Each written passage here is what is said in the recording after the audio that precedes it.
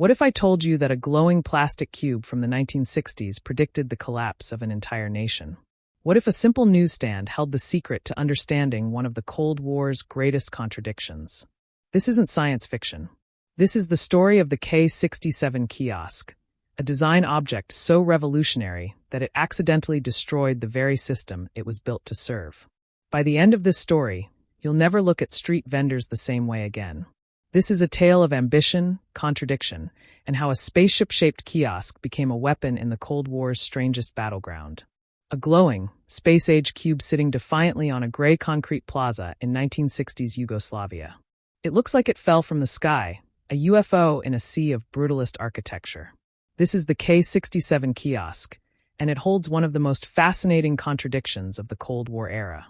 How did a symbol of entrepreneurship and capitalism emerge from the heart of a socialist state? The answer reveals a nation caught between two worlds, trying to forge its own path in the shadow of superpowers. Yugoslavia in the 1960s was unlike any other socialist nation. While the Soviet Union built walls and erected barriers, Yugoslavia opened doors to the West. While other Eastern Bloc countries suppressed individual enterprise, Yugoslavia experimented with something radical. This tiny, glossy kiosk became the physical manifestation of that experiment, a design object that reflected every contradiction, every hope, and every failure of Yugoslav socialism. The story begins with a material that most Western nations dismissed as cheap and disposable: plastic. In capitalist America, plastic meant throwaway culture, low quality, and mass-produced mediocrity. But in socialist Yugoslavia, designers saw something entirely different. They saw the future. Plastic represented humanity's triumph over nature, a space-age material that could be molded into anything. It was affordable, durable, and most importantly, it wasn't elitist. Unlike mahogany or marble, plastic didn't belong to the wealthy. It was democratic, egalitarian, perfectly socialist. This wasn't just aesthetic preference. It was ideological warfare. While American designers chased luxury materials to signal wealth and status, Yugoslav designers embraced plastic to signal equality and progress. Every material choice was a political statement. Every curve and surface was a rejection of Western values. The K-67 kiosk wasn't just functional architecture. It was propaganda molded into polyurethane, a three-dimensional manifesto about what the future should look like. Enter Saša Mächtig, a visionary designer tasked with creating something that would reshape Yugoslav urban life. His brief was challenging: design a commercial structure that promoted consumption while preventing capitalist excess. Create something that encouraged enterprise while maintaining socialist discipline. Build something modern and attractive while keeping it functional and affordable. The result was the K-67 kiosk, a design masterpiece that would spread across the globe and outlive the nation that created it. Mächtig's kiosk was deceptively simple. Made from prefabricated panels of polyurethane, steel, and glass, it resembled a bright, cheerful spaceship. But its genius lay in its modularity. These panels could be combined like building blocks, allowing a single kiosk to expand into a complex that looked more like a space station than a newsstand. This flexibility was intentional and revolutionary. A businesswoman named Safija could start small, selling newspapers and coffee on weekday mornings. As her business grew, she could add modules. On weekends, she could reconfigure her kiosk into an ice cream stand. If demand surged, she could expand again without the crushing overhead of traditional retail property. The kiosk's design embodied what Yugoslavs called self-management, an economic system that positioned itself between Soviet central planning and Western free markets. Unlike the Soviet Union, where bureaucrats in Moscow decided what every factory produced, Yugoslavia allowed worker-owned cooperatives to make their own decisions based on actual demand. The theory was beautiful. Workers would manage their own enterprises, respond to real consumer needs, and gradually build a society that didn't need government control. The K-67 kiosk was the perfect tool for this vision. But Mächtig understood something deeper about human psychology and social control.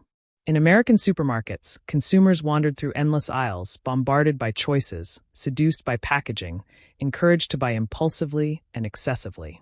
The kiosk prevented this. Its small size meant you couldn't get lost.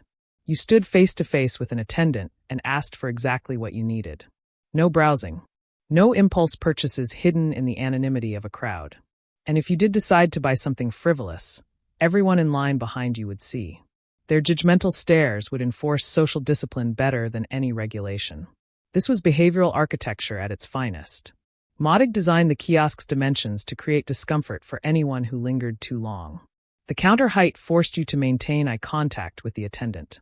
The queue system ensured your neighbors witnessed your choices. Even the transparent glass panels served a purpose beyond aesthetics.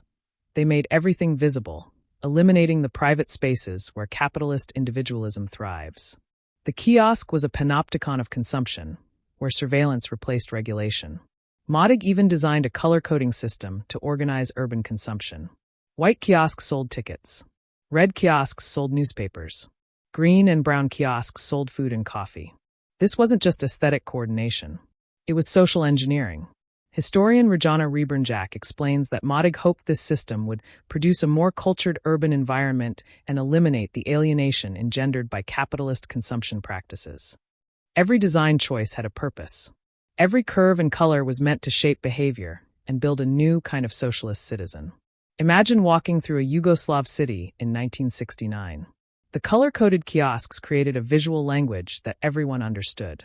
You could navigate the urban landscape by following colors. Need a bus ticket? Look for white. Want today's newspaper? Find red. Craving coffee? Seek green. The city became readable, organized, rational. Chaos was eliminated. But so was spontaneity, serendipity, and the messy unpredictability that makes cities alive.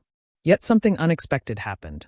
The very features that made the K67 socialist also made it capitalist.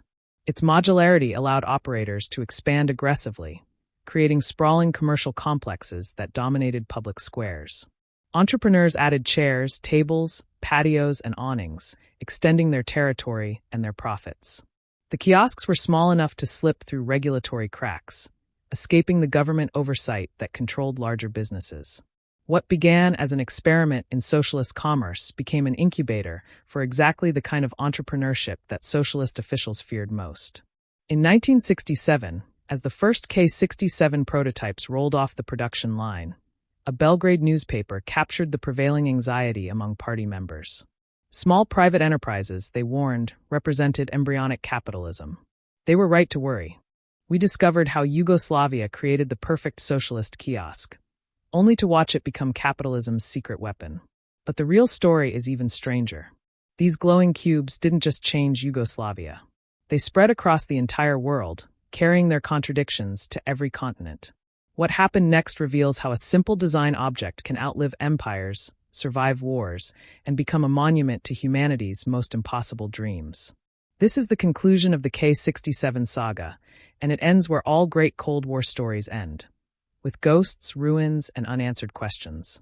The capitalism growing inside Yugoslavia's kiosks wasn't an accident.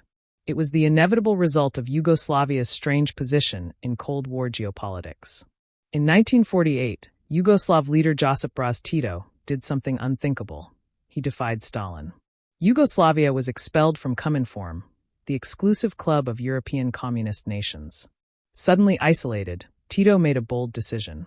If the Soviet Union rejected Yugoslavia, Yugoslavia would turn to the West. This created a nation unlike any other in the Eastern Bloc. Yugoslavia maintained its socialist rhetoric and one-party system, but it opened its borders to Western culture, trade, and ideas. Western music played on Yugoslav radios. Western films screened in Yugoslav cinemas. Western design trends influenced Yugoslav architects and designers. It was cultural osmosis on a massive scale, creating a population that looked and thought more like Italians or Austrians than Russians or Poles. The result was a society living in permanent contradiction. Workers sang socialist anthems in factories that produced Western-style consumer goods. Students studied Marxist theory while wearing Levi's jeans smuggled from Trieste. Families gathered around dinner tables to discuss collective prosperity while secretly dreaming of private wealth. The K67 kiosk became the perfect symbol of this schizophrenic existence. Socialist in theory, capitalist in practice, neither fish nor fowl. Saša Mächtig embodied this hybridity perfectly. Despite designing for a socialist state, he looked to capitalist Italy for inspiration. He chose red as the K67 standard color not because it symbolized communism, but because it was trendy with Italian designers, eye-catching and modern. His thinking resembled that of an American marketing executive more than a Soviet engineer. But this contradiction was quintessentially Yugoslav. Designers like Mächtig constantly walked a tightrope, trying to balance individual expression with collective good, Western aesthetics with socialist principles, consumer desires with ideological discipline. Mächtig even attended design conferences in Milan and Paris, absorbing capitalist aesthetics while nominally serving socialist goals. His sketchbooks reveal this tension. One page shows modular socialist efficiency, the next shows Italian fashion-forward curves. The K67 became a physical manifestation of his divided consciousness, a structure that tried to be two opposing things simultaneously. The Yugoslav leadership believed this balance was possible. They saw consumerism not as a threat, but as proof that socialism could deliver material prosperity without capitalist exploitation.